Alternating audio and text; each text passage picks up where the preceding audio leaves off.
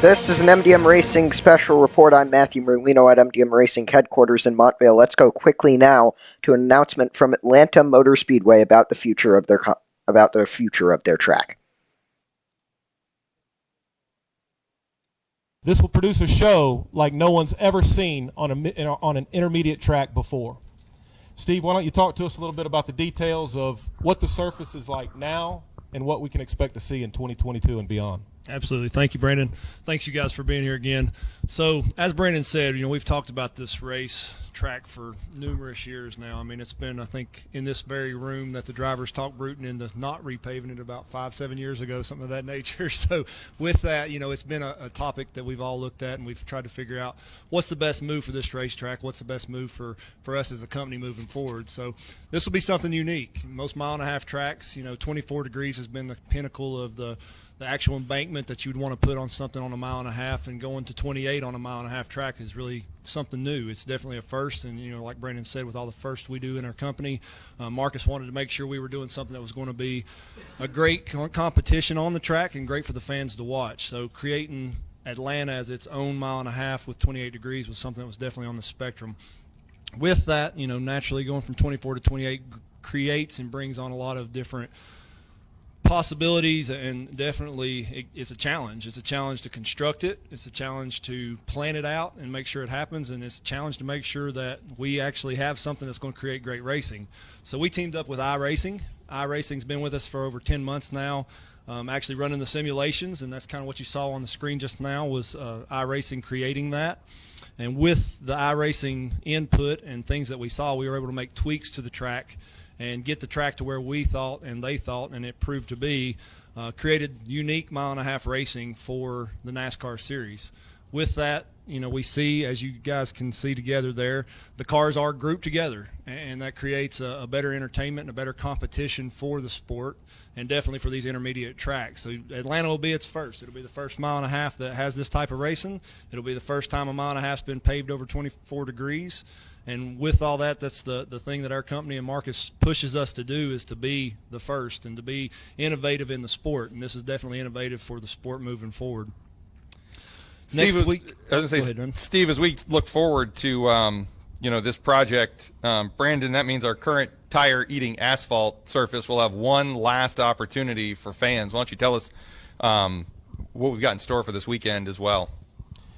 Yeah, as I said, this asphalt is over 24 years old. It's inevitable. The track is slick. It's worn.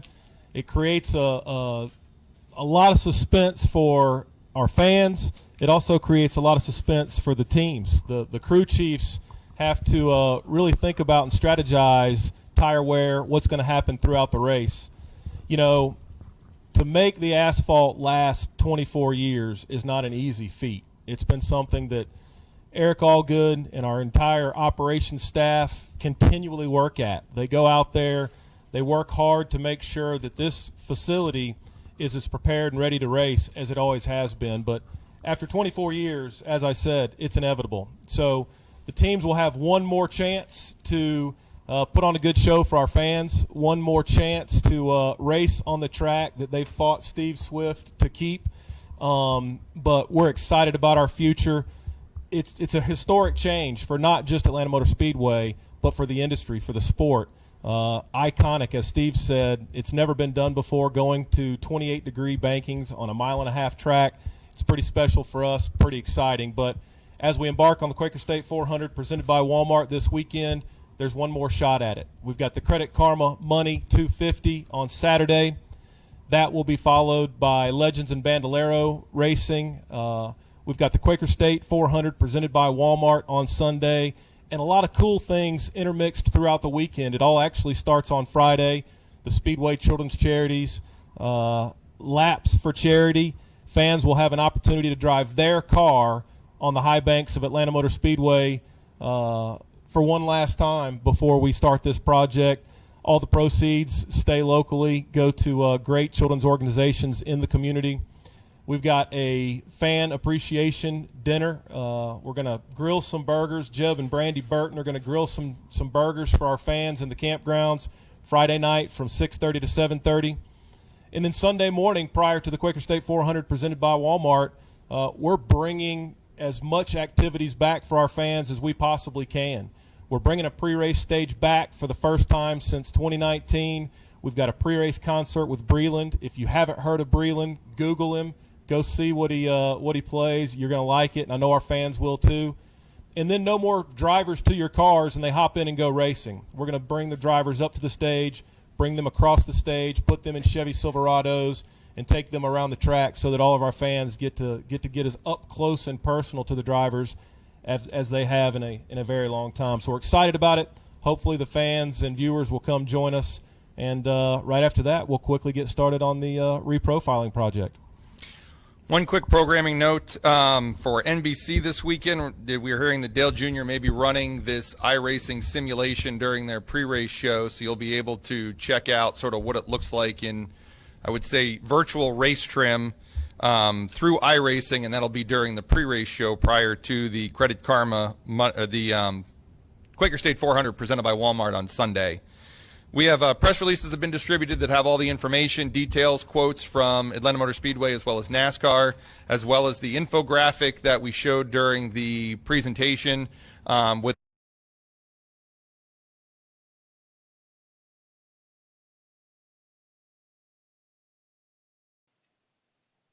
So there's the announcement. Available for a Zoom here we call. go. Let's go back. And we'll make that available here in the media center at 1:30. But wanted to open it up now for questions for Brandon and Steve Swift here on the reprofile and the repave here at Atlanta Motor Speedway. Kyle Nelson on our staff has a microphone.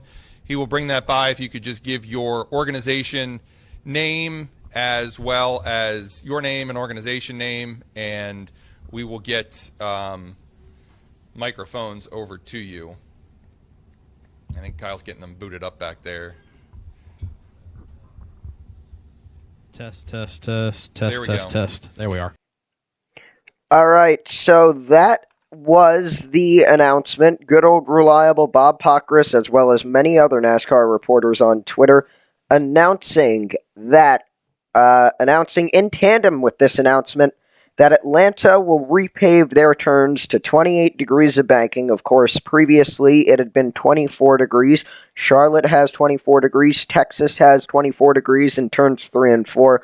1 and 2 are slightly lower banking than that.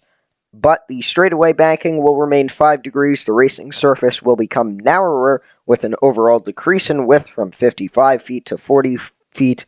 52 feet on the back stretch and 52 feet on the front stretch, and 42 feet on the back stretch and 40 feet in the turns is the width of the track. We'll have more on this and other stories on MDM Tonight, which may or may not be the last edition of MDM Tonight here on Twitch. We are transitioning over to the YouTube channel, Mad Dog Matt on YouTube. But this has been an MDM Racing special report. I'm Matthew Merlino at MDM Racing headquarters in Montvale. Good day.